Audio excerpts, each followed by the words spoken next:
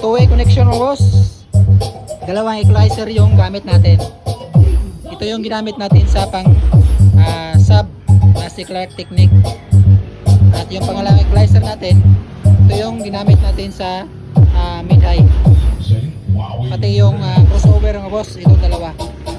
Ito yung ginamit natin sa mid-high at ito yung sa sub natin. Bali, yung sub natin mga boss ay dito tayo sa auxiliary. Yan, sa auxiliary sa kumuha ng sub. Tapos ito yung kanyang kable, nag-input dito sa ating equalizer. Ito equalizer natin, ito yung kable niya mga boss. Yan, nag-link siya sa, nag-input sa channel 1 at nag-link sa channel 2. At ito yung output niya. Ito na yung pumunta sa sub na amplifier natin. Ito. Yung Clark Technique, ito yung pag-sub. Yan yung ginawa natin connection boss. Yung mid-high natin mga boss, ito yun.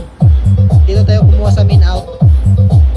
Nag-input dito sa pangalawang equalizer. Yan.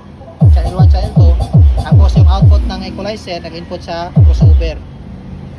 Tapos yung output naman ng crossover sa high lang yung out natin naman siya, channel 1 and channel 2. Kasi two-way setup tayo. Yung output niya is nag-input na dito sa ating mid-high na amplifier. Stereo two-way boss yung ating ginawang connection.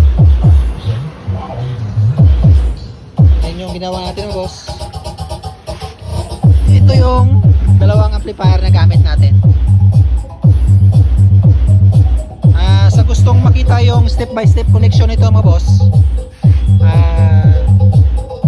check nyo lang sa YouTube channel ko yung step by step connection nito.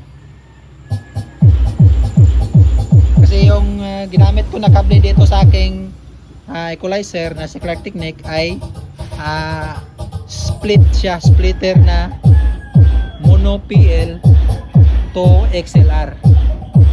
Nag-connect dito sa channel 1, channel 2. Splitter yung ginamit ko dyan.